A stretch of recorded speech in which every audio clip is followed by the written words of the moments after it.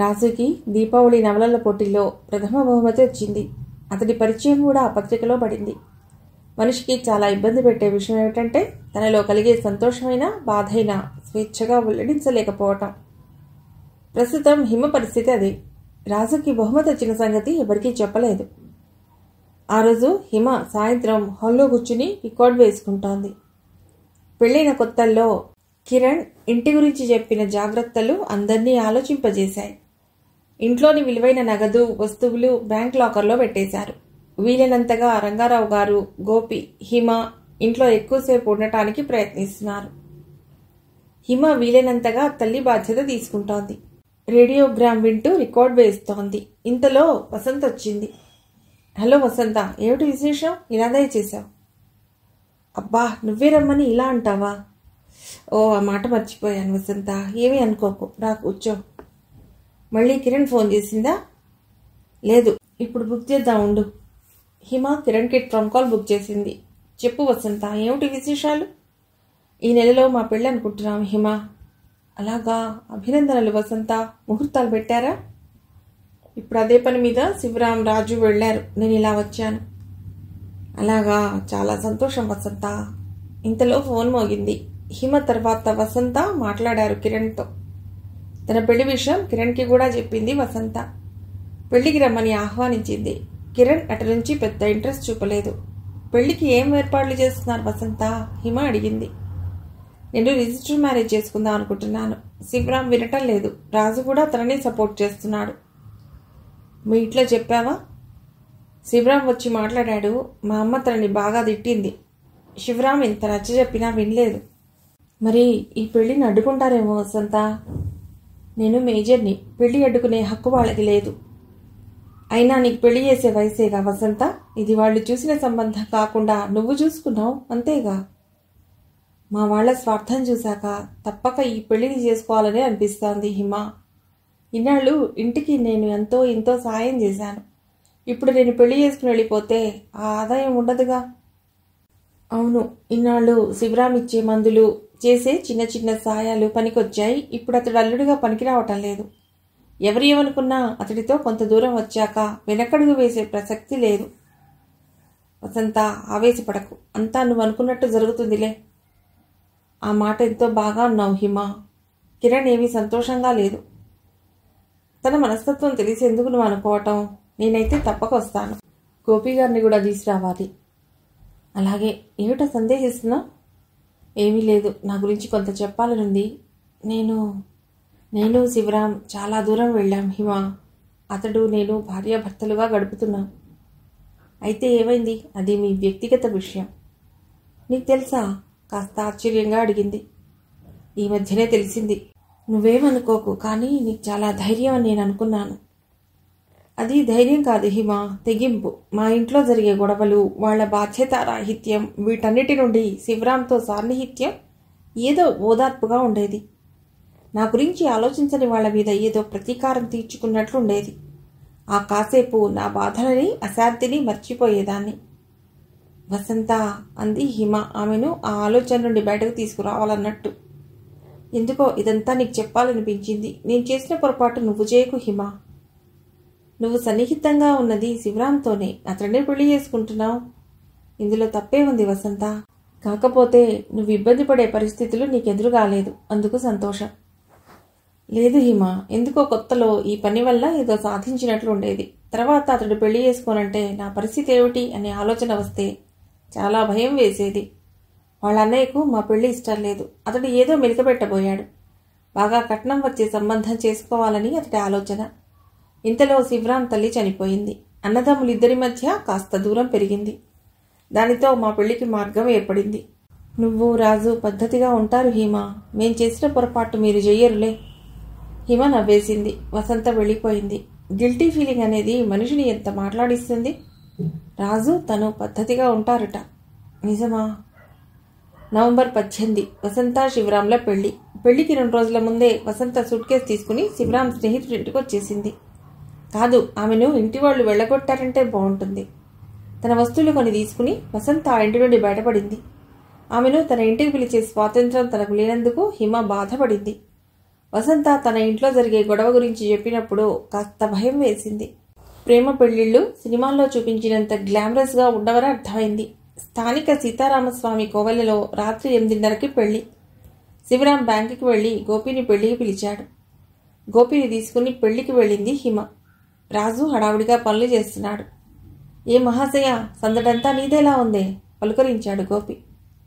ఎవరైనా అమ్మాయి తరపునో అబ్బాయి తరపునో పనులు చేస్తారు, వీళ్ళిద్దరి తరపున నేనే పెద్దను అన్నాడు రాజు. ఓ పెళ్లి పెద్దగారు, మాకు మర్యాదలు బాగా జరగటం లేదు అంది హిమ. ఓ బాగా చేస్తాం మర్యాదలు, ఏం కావాలో సెలవివ్వండి. మీరు మాతో దేవదర్శనానికి రావాలి. రాజు హిమ దేవదర్శనానికి వెడితే గోపి అప్పుడే కనబడిన శివరాంతో మాట్లాడుతూ కూర్చున్నాడు. పూజారి గారిచ్చిన హారతి కళ్ళకద్దుకుని యువతలకొచ్చారు హిమ రాజు. హిమ, నాకు ఒక డౌట్, ఇంతమంది దేవతలుండగా సీతారాములనే ఆదర్శ దంపతులను ఎందుకంటారు? ఏమో, నాకు ఒకసారి ఇలాంటి డౌట్ వచ్చింది. అడగాలంటే నాయనమ్మ గారు లేరు. నేనే ఆలోచించుకున్నాను. సీతారాములు కలిసి ఉండకపోవచ్చు, వేరువేరుగా ఉన్న ఒకరి ఆలోచనల్లో ఒకరున్నారు. మానసికంగా కలిసి ఉండటం అసలైన ప్రేమకు పరాకాష్ట అని నాకు అనిపిస్తుంది. మనుషులు కలిసి ఉండక్కర్లేదా? అలా నేను అంటలేదు. చాలామంది దంపతుల్ని చూస్తుంటాగా, బద్ధశత్రువుల కంటే ఎక్కువగా పోట్లాడుకుంటుంటారు. ఆ పిల్లలు ఈ గొడవల మధ్య నలిగిపోతుంటారు. అందుకే మానసికంగా కలిసి ఉన్న సీతారాములు ఆదర్శ దంపతులయ్యారేమో. ఇద్దరూ ఆ ఆలోచనలోనే కాసేపు ఉండిపోయారు. ఇంతలో వసంత వచ్చిందని తెలిసి ఇద్దరూ మంటపంలోకి వెళ్లారు. పెళ్ళైపోయింది. శివరాం తరపున అతడితో పనిచేసే మెడికల్ రిప్రజెంటేటివ్లు చాలామంది వచ్చారు. అప్పటికే రాత్రి 10:30 కావటంతో అందరూ ఇంటి మొహం పడుతున్నారు. హిమ, గోపి కూడా బయలుదేరారు. ఎల్లుండి హోటల్లో రిసెప్షన్, తప్పక రావాలి వసంత, శివరాం మరీ చెప్పారు. మర్నాడు సాయంత్రం రాజుకి ఫోన్ చేసింది హిమ. ఆదమరచి నిద్రపోతున్న రాజు ఫోన్ వచ్చిందని రాము వచ్చి చెప్పడంతో కిందికి దిగివచ్చి ఫోన్ తీసుకున్నాడు. ఏంటి ఫోన్ చేశావు? అతడి గొంతు నిద్రమత్తుగా ఉంది. ఆ మత్తు గమ్మత్తుగా ఉంది. అయ్యో, నిద్రపోతున్నావా రాజు? ఐఎమ్ సారీ, నాకు తెలియక ఫోన్ చేశాను. ఫోన్ పెట్టేస్తాను, నిద్రపో. టైం ఎంత అయింది? ఓ 5 గంటలు అయింది. నువ్వు ఫోన్ చేసి లేపడం మంచిదైంది. నాకు బజార్కి వెళ్ళే పని ఉంది. పెళ్ళయ్యాక ఇంకా పనేమిటి? నిన్న రాత్రి ఏం జరిగింది? వసంత పెళ్ళయింది. ఈ రాత్రి ఏం జరుగుతుంది? హిమకు అర్థమైంది. ఫోన్ పెట్టేనా? వద్దులే అన్నాడు రాజు నవ్వుతూ. పోనీ నువ్వు బజార్కి రాకూడదు? నేను రాను. అయినా పెళ్లి పెద్ద పనులు చేయాలి కానీ చుట్టాలు కాదు అంది హిమ. అక్కడ మల్లెలు విరజాజులు నిన్ను తీసుకురాలేదేమని అడిగితే? అల్లరి వాళ్లతో బజారుకి రావటం తనకు అలవాట్లేదని చెప్పు. రాత్రి బాగా లేట్ అయిందా? పెళ్ళయ్యాక మీరందరూ వెళ్ళిపోయారు. ఆ పెళ్లి సామానంతా తీసుకుని శివరాం ఫ్రెండ్ జగన్ ఇంటికి వెళ్ళాము. అంత రాత్రి నీ గదికి ఎలా వచ్చావు? వద్దామని అనుకున్నాను. జగన్ తల్లిదండ్రులు కూడా బలవంత పెట్టడంతో అక్కడే ఉండిపోయాను. మరి భోజనం? వాళ్ళ అమ్మగారే వంట చేశారు. తిని అక్కడే నిద్రపోయాం. వాళ్ళ ఇల్లు చిన్నది. ఒక గదిలో అమ్మగారు, వసంత, జగన్ చెల్లెలు నిద్రపోయారు. ఒక గదిలో శివరాం, జగన్ వాళ్ళ నాన్నగారు పడుకున్నారు. నేను, జగన్ ముందు గదిలో పడుకున్నాం. కొత్త ప్రదేశం కావడంతో నాకు నిద్ర పట్టలేదు. పైగా దోమలు. కాస్త నిద్ర పట్టించుకుందాం అనుకుంటే తెల్లవారుజామున 4 గంటల నుండే హడావుడి. దేనికి? వసంత, శివరాం అన్నవరం వెళ్లారు. వాళ్ళిద్దరేనా? వాళ్లతో పాటు జగన్ తల్లిదండ్రి వెళ్లారు. మరి నువ్వు రూమ్కి రావచ్చుగా. అప్పుడే నా కష్టాలు ఎక్కడ తీరాయి తల్లి. శివరాం రూమ్ ఖాళీ చేసి 3 గదులున్న ఇల్లు తీసుకున్నాడు. ఈవేళ మంచి రోజుట. వాళ్ళు అన్నవరం నుండి పొద్దున 10 గంటలకు వచ్చేసి ఆ ఇంట్లో పాలు పొంగిస్తారట. అదయ్యాక వాడి సామానంతా జగన్, నేను వాడింట్లో చేర్చాము. అక్కడే గుహ చేసి నా రూమ్కి వచ్చేసరికి 2 దాటింది. ఇదిగో అప్పుడు పడుకుని ఇప్పుడు లేవటం. అబ్బా, చాలా కష్టపడ్డావు. ఈ పుణ్యం ఊరికే పోదులే. కోరుకున్న అమ్మాయితో పెళ్ళవుతుందంటావు. సరే, అలా కాని. ఆదివారం రాత్రి హోటల్లో రిసెప్షన్కి వెళ్లారు గోపి, హిమ. రాజు తన పుట్టినరోజుకి ఇచ్చిన చీర కట్టుకుంది హిమ. తలస్నానం చేసిన జుట్టు, వదిలిగా వేసుకున్న జడలో తెల్ల గులాబీ, కళ్ళ నిండుగా కాటుక. హిమ అప్సరసలా లేకపోయినా అందంగా ఉంది. మనసులో ప్రశాంతత, పెదవులపై చిరునవ్వు, పెట్టని కొనలేని ఆభరణాలు. రాజుకి అలంకరణలో హిమని చూసి తన ఎన్నిక ఇంత అందంగా ఉంటుందా అనిపించింది. కాస్త రంగు తక్కువైనా హిమలో గ్రేస్ కనబడుతుంటుంది. చాలామంది ఆడవాళ్లలో లేనిది. శివరాం స్నేహితులు, మెడికల్ రిప్రజెంటేటివ్లు, కొంతమంది డాక్టర్లు వచ్చారు. వాళ్ళందరూ ప్రత్యేకంగా హిమని చూస్తున్నారు. ఆ దేవత నా సొంతం అని చెప్పాలనిపించింది. తన ఆలోచనలకి తనే నవ్వుకున్నాడు రాజు. పెళ్లి పెద్దగారు, మీలో మీరే నవ్వుకుంటున్నారు, మాకు చెప్పకూడదా అంటూ అతడి దగ్గరకు వచ్చింది హిమ. ఏమీ లేదు, నీకెంతమంది దృష్టి తగులుతుందేమోనని ఆలోచిస్తున్నాను. నువ్వు రోజు కాటుకు ఎందుకు పెట్టుకోవు? కాటుకు పెట్టుకుంటే అలవాటు లేక మొహం అంతా రాసేసుకుంటాను. తలస్నానం చేసిన రోజు కాటుకు పెట్టుకుంటే వచ్చే జన్మలో కూడా కలవారింట పుడతానట. రాజు నవ్వేశాడు. ఈ భవిష్యవాణి ఎవరు చెప్పారట? మా నాయనమ్మ గారు అంటూ ఉండేవారు.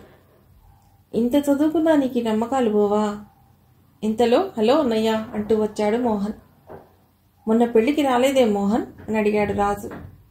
నిజం చెప్పాలంటే మర్చిపోయాను. కనీసం ఎప్పుడైనా అందరినీ కలుద్దామని ఇలా వచ్చాను. నమస్తే, బాగున్నారా? హిమని పలుకరించాడు. బాగున్నాను. మీ చెల్లెల్ని తీసుకురాలేదా? అదిగో వాళ్ళ క్లాస్మేట్ కనిపిస్తే మాట్లాడుతోంది. అందరూ డిన్నర్ తీసుకున్నారు. హిమ, గోపి అందరి దగ్గర సెలవు తీసుకుని బయలుదేరారు. ఫంక్షన్కి వచ్చిన కొంతమంది గోపి బ్యాంక్ కస్టమర్లు కావడంతో గోపికి బోర్ కాలేదు.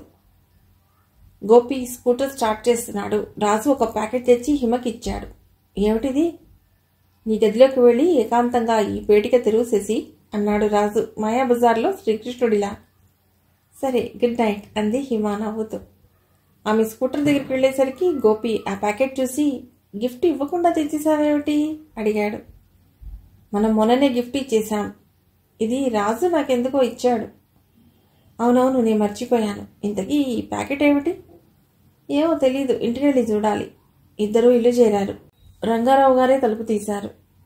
గోపి కింద ఆఫీస్ గది పక్క గదిలో నిద్రపోతుంటాడు. ఇక్కడికి వస్తే హిమ అతడికి గుడ్ నైట్ చెప్పి మేడ మీదకి వెళ్ళిపోయింది. చీర మార్చుకుని తలుపు గడియబెట్టుకుని ఏకాంతంగా ప్యాకెట్ విప్పింది. మామూలు న్యూస్ పేపర్ చుట్టబడిన ప్యాకెట్.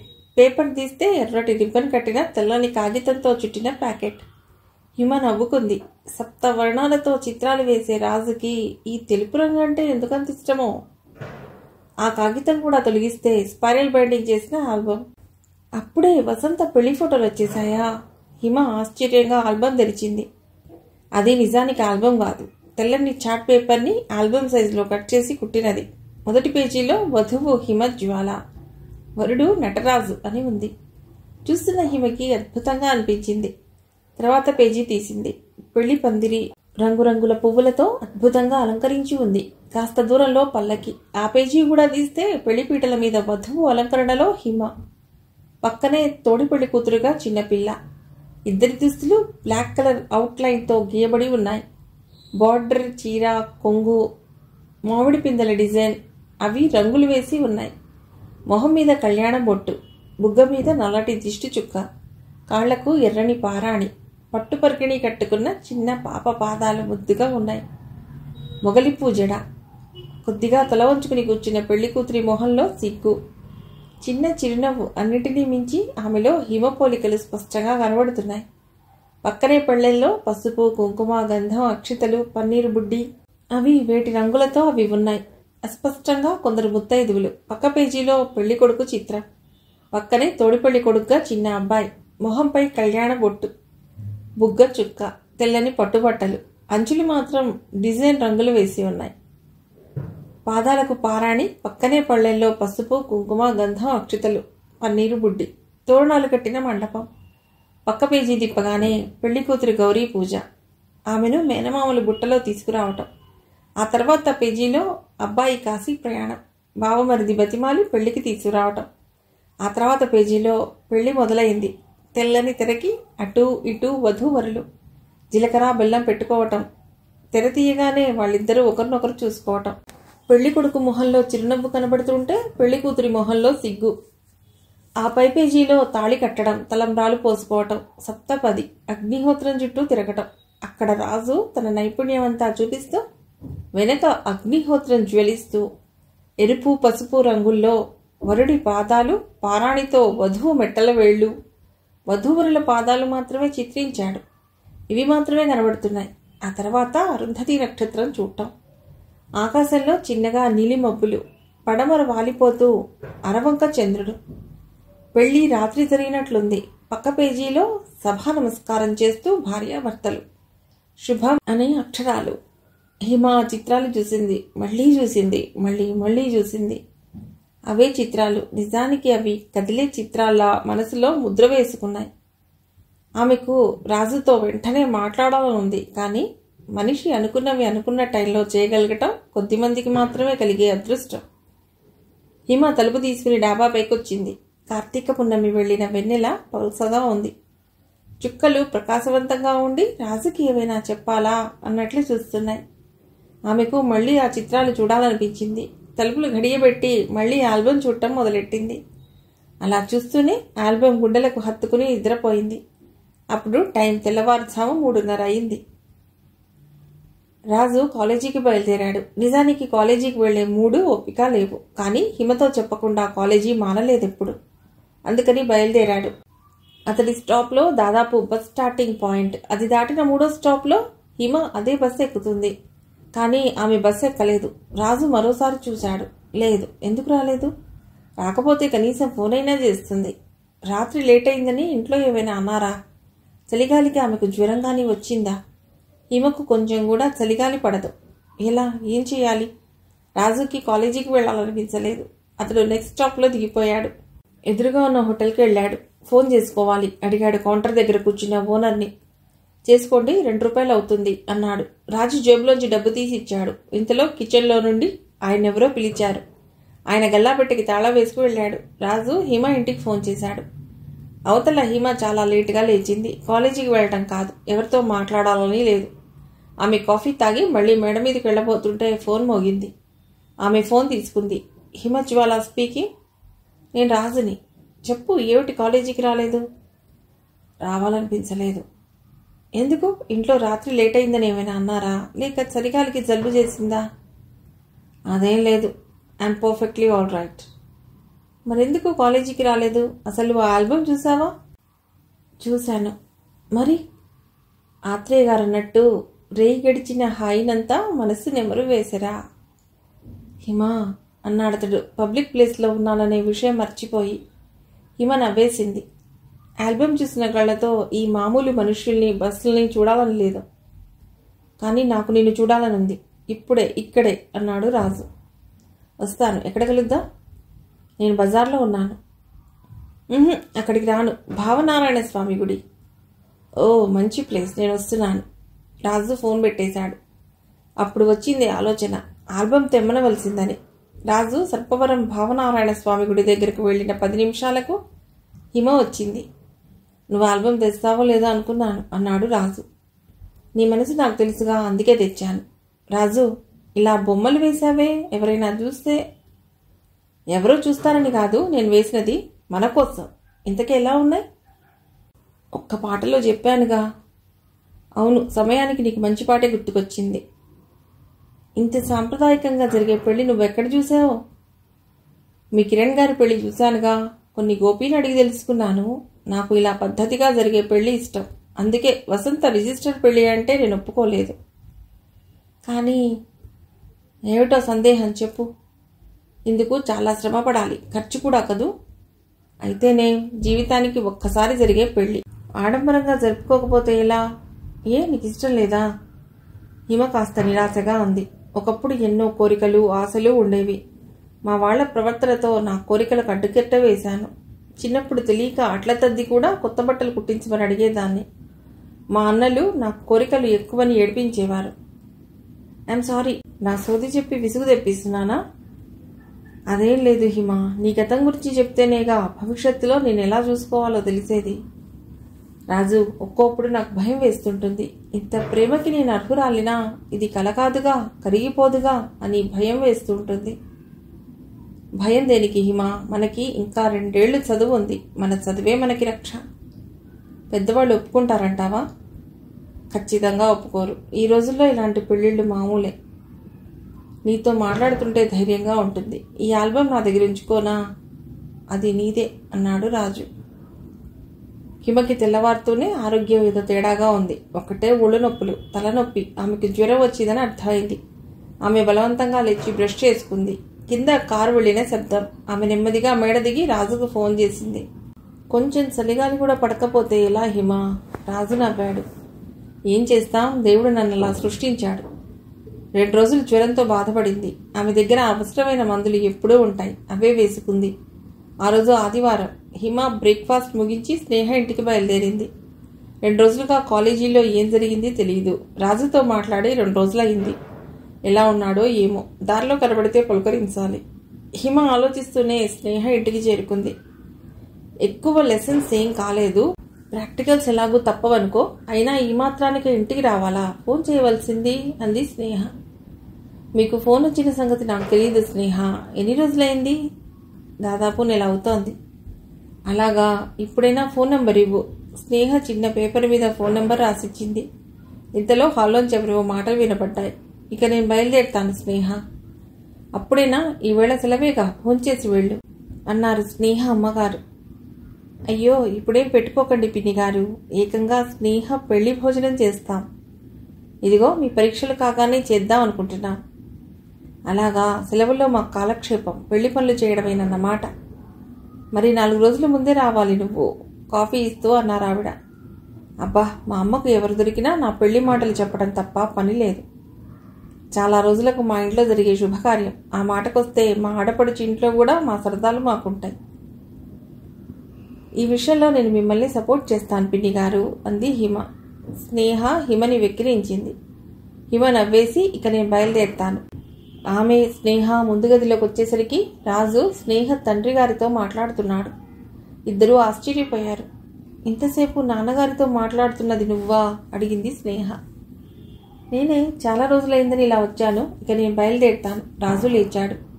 హిమ రాజు గడప దాటారు. స్నేహ వారితో నడిచి వీధి చివరి దాకా వచ్చింది. అది చిన్నప్పటి నుండి ఉన్న అలవాటు. ఎప్పుడు అనుకున్నారు మా ఇంటికి కలిసి రావాలని? కోపంగా అడిగింది స్నేహ. మేమనుకోవడం ఏమిటి స్నేహ, మా ఇద్దరికీ తెలియదు ఇక్కడ కలుసుకుంటామని రాజు అన్నాడు.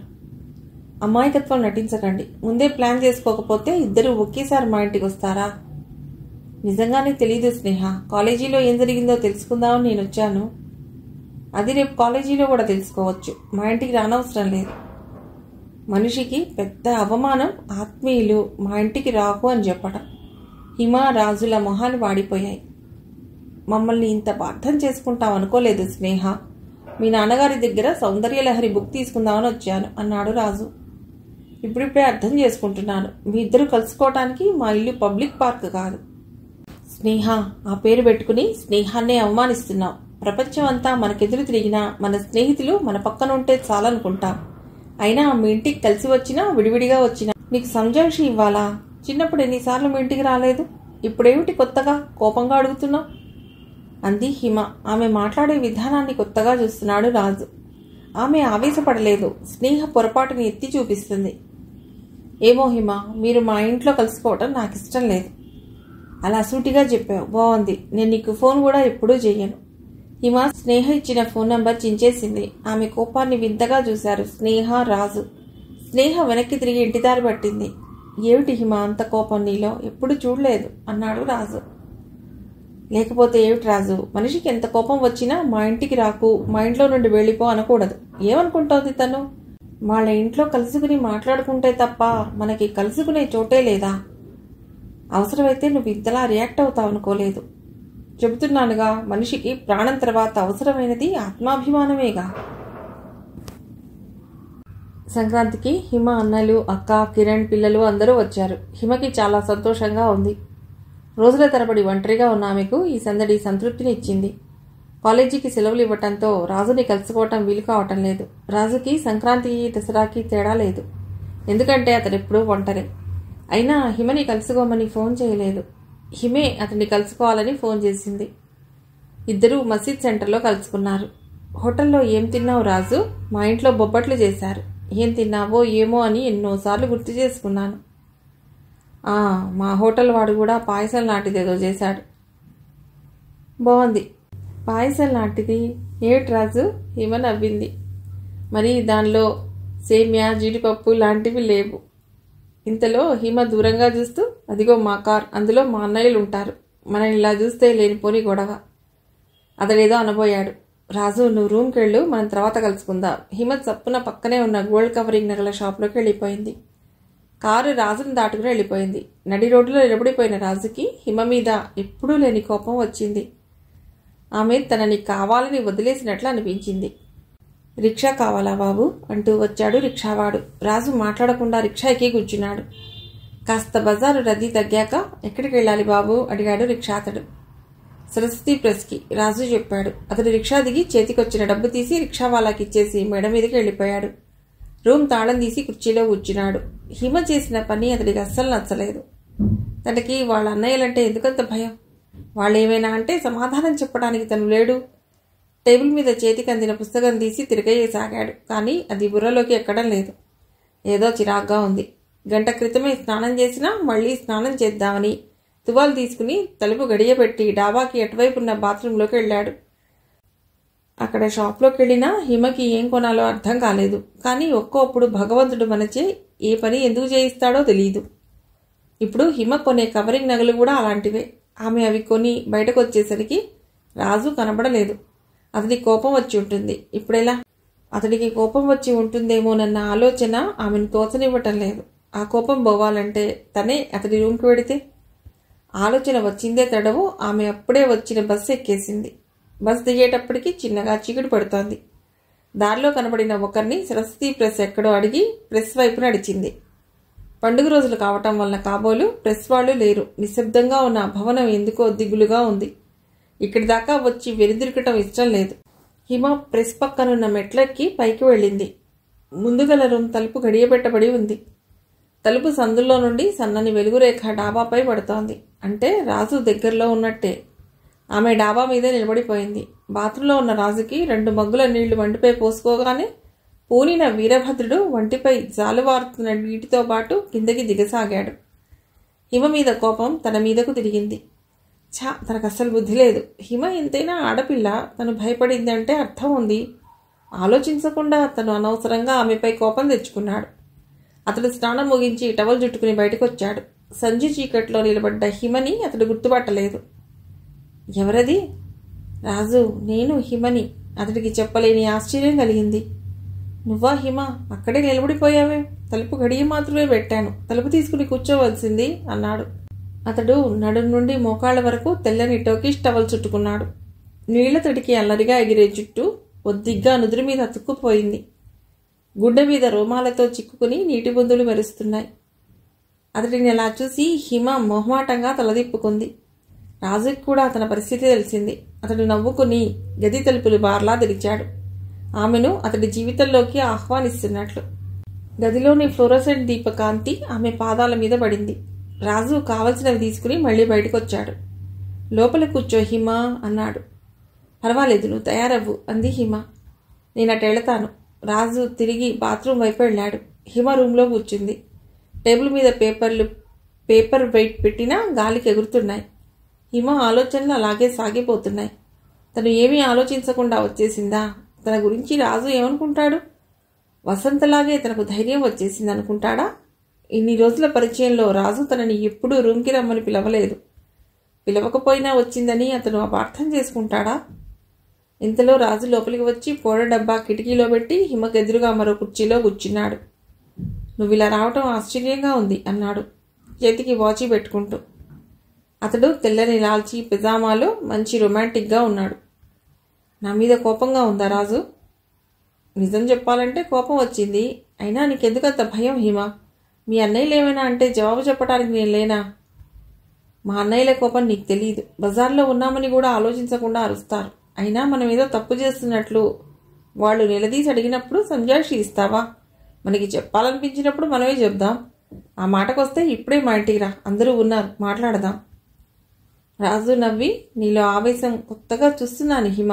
ఆ రోజు స్నేహకు కూడా బాగానే సమాధానం చెప్పావు. ఈనాడు పిరికిదాని అనుకున్నాను.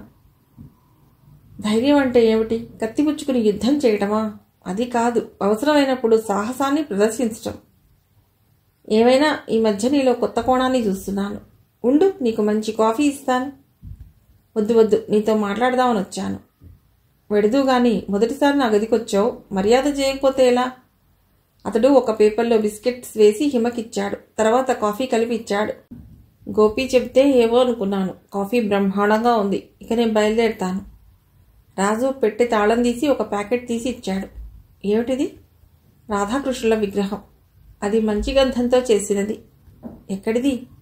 బెంగళూరులో కొన్నాను. నువ్వు నవ్వగానే ఎప్పుడైనా నువ్వు నా గదికి వస్తే ఇవ్వాలని. నువ్వు ఎప్పుడు నన్ను నీ గదికి పిలవలేదుగా. రాజు ఆలోచిస్తున్నట్లు అన్నాడు. నువ్వు నా గదికి రావడం అంటే నా జీవితంలోకి రావడమే. ఆ క్షణం అపురూపంగా ఉండాలి. అయ్యో, ఆ విషయం నాకు తెలియదు. నువ్వెప్పుడూ చెప్పలేదు. రాజు నవ్వి, నువ్వెప్పుడొస్తే అదే అపురూప క్షణం. నేను ఇక బయలుదేరుతాను. నీ గది చాలా బాగుంది. నా గది కూడా ఇంచుమించు ఇలాగే ఉంటుంది. అవునుట, గోపి అంటుంటాడు. రాజు గదికి తాళం పెట్టాడు. ఆమెతో పాటు రోడ్డు మీదకి వచ్చాడు. ఇక నువ్వుండు రాజు, నేను పెడతాను. నేను పంపించాలని లేదు. ఉండిపో హిమ, కలిసి భోంచేద్దాం. లోగొంతుకతో అతడన్న మాట హిమ హృదయంలో నాటుకుపోయింది. నీ మాట కాదంటున్నందుకు ఏమీ అనుకోకు. ఇంటి దగ్గర అందరూ ఉన్నారు, తెలుసుగా. సరే, నిన్ను ఇబ్బంది పెట్టాను. ఇద్దరూ వీధి చివరికి వచ్చేశారు. సైకిల్ మీద పువ్వుల అమ్మకానికి వచ్చాయి. రాజు అతడిని ఆపి విరజాజులు కొని హిమకిచ్చాడు. రాధాకృష్ణుల విగ్రహంతో పాటు పువ్వులు కూడా బ్యాగ్లో పెట్టేసుకుంది. ఇద్దరూ మాట్లాడుకోవటం లేదు. భావాలు ఒకటే అయినప్పుడు మాటలతో పనే ఉంది. ఆమె భయంగా ఇంటికి వచ్చింది. అందరూ ఇంట్లో ఉండగా తను ఎక్కడికి వెళ్ళింది అనే ప్రశ్న వస్తుంది. ఆమె హాల్లో అడుగుపెట్టేసరికి డైనింగ్ టేబుల్ దగ్గర మాటలు వినిపించి ఆమె అటు నడిచింది.